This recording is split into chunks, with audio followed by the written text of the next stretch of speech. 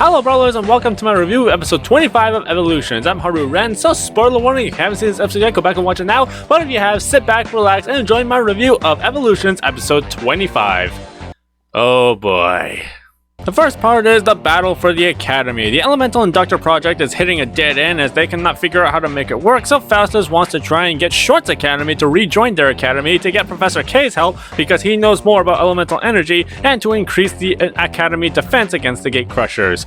But Short doesn't want them to return even though the fate of the world kinda hangs on it because he thinks the students won't learn anything under Faustus' leadership, when really all Short has projected in every appearance he's been in was he thinks he's better than Faustus. So this refusal to cooperate and join forces to save the world makes him look extraordinarily petty and dickish.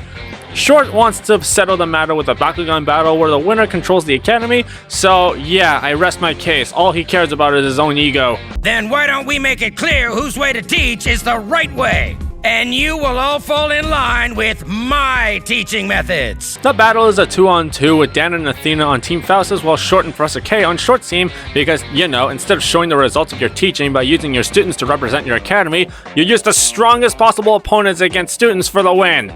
You may be big on steroids, but you're a damn pussy. Battling them will show me whether or not this academy is worth returning to. At least Professor K is actually a decent character. So the battle is underway, and what the hell? Evolution cores already? You're getting a little too overzealous about that, aren't you? But overall, the fight here is actually not that bad. There is a lot of great animation, some swerve, and great teamwork between Athena and Dan. I guess Athena's ass kickings taught Dan a lesson. There is even a scene where Dan timed a backdraft on Sculler and it hit the charging Colossus. I think that Jonah Weinberg, Emily Stranges, Jason DeLine, and Stacey DePaz all have such natural chemistry together. And Hayden Finkelstein's performance as Professor K has got to be the most intense we've seen so far. You think an attack like that will work on... Wait, that was meant for... We won't let you! Aura! A brave move, but... we will still win this battle! In an awesome sequence, Blitzfox blocks an attack towards Drago. And Dan was able to summon a Nanogon from the distraction and finish the fight with Nano Gear. It's incredible to see Athena finding such joy. That was an amazing battle! The fight was a very amazing battle, and it's great feeling to see that Athena's growth as a character has come full circle. I can't believe you two were able to take down 2 teachers. Callie had so much energy when she first appeared, now she just seems so dull. Realizing that Short could do more for the students by rejoining the academy and putting his narcissistic ego aside, the part ends with Short's academy reuniting with the Bakugan Academy. So now we continue with Showdown with the Gate Crushers. The Awesome Brawlers and 8 Animus are about to conduct a final raid on the Gate Crushers hideout to stop them once and for all. By the way, Magnus told the Awesome Brawlers everything he found out about Ted Jansen being Reed all along and funding the Gate Crushers. When they land, McHugh confronts them, and instead of launching an ambush attack on AA Animus, he just blocks their path like an idiot. McHugh lets Dan and Winton pass while he fights Leah, Ajit, and Shun because he still has a hate boner for Shun. Well, at least they're being consistent.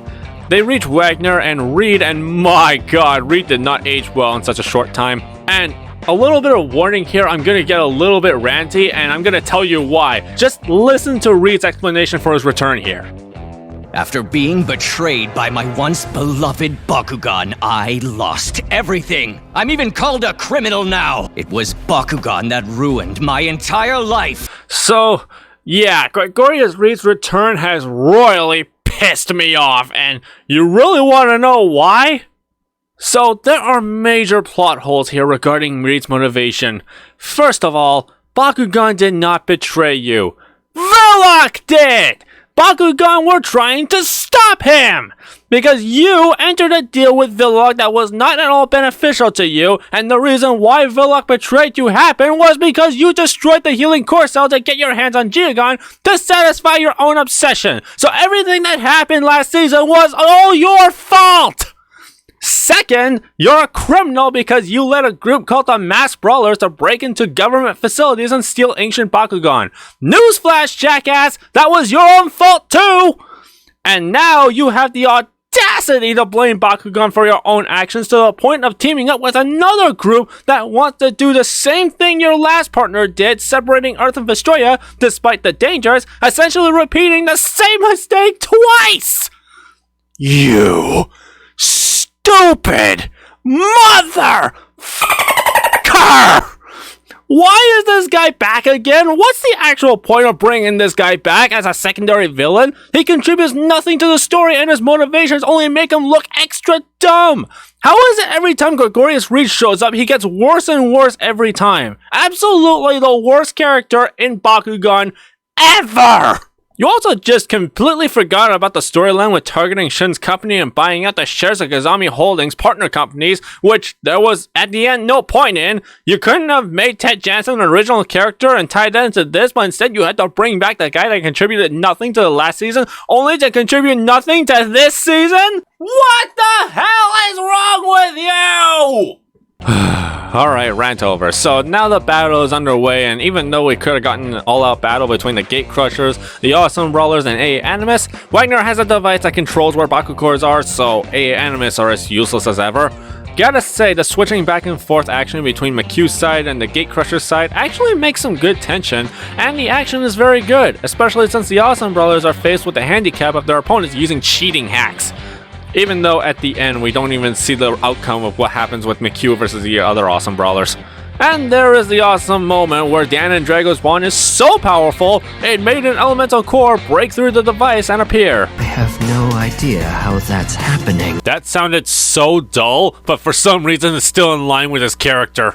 But then the control room blows up in a Magnus Ex Machina and the Awesome Brawlers can attack full force. But before Wagner and Reed can slip away, Benton and Kravitz anticipated them and they finally arrest Wagner and the Gate Crushers. You're going to regret taking me down. Oh boy, you'll regret this villain thing. Maybe something big will happen that will make Ragnar return. Even in defeat, he doesn't lose his composure. The Awesome Brawlers beat the last of the Gate Crushers, but McHugh gets away in a surprise twist. Magnus reveals he didn't destroy the control room. It was Wrath that did it. Actually, I was just tracking Wrath. He's the one that attacked the control room. What a twist! So now we are left with more questions than answers to close the show. So that was episode 25. Let me know what your rating of the show was in the comments down below. Obviously, if we take away that waste of a character Reed, the episode was pretty good. It was very action-packed and a very fun episode to watch. Athena and Dan working together, showing their growth and development, the final showdown with the Gate Crushers, and the twist ending that will make us wanting more. I do recommend you go out of your way to watch this episode because this season is just getting crazy and I'm just excited to watch the next one. So let's see what happens in the next episode, but for this one, I'm gonna give it a Baku good. Thank you for watching this review of Evolutions. Be sure to press the like button and give us a subscribe for more awesome Bakugan content. I've been Haru Ren, and thank God for Rapid Fire. Bye!